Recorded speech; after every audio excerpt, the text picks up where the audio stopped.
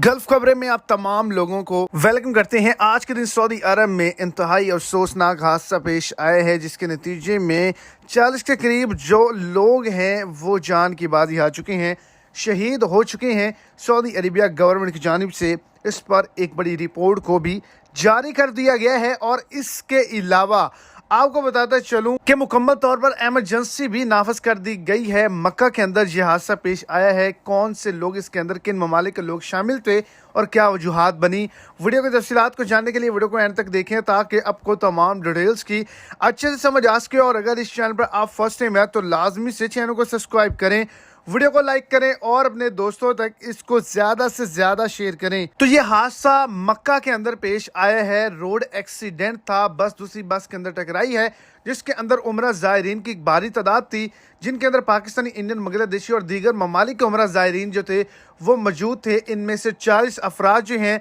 जो 40 उम्रा ज़ायरीन थे, इनकी तादाद में से वो हादसे का शिकार हुए हैं, जिनमें से हलाक भी हुए हैं और शदीद जख्मी भी हुए हैं।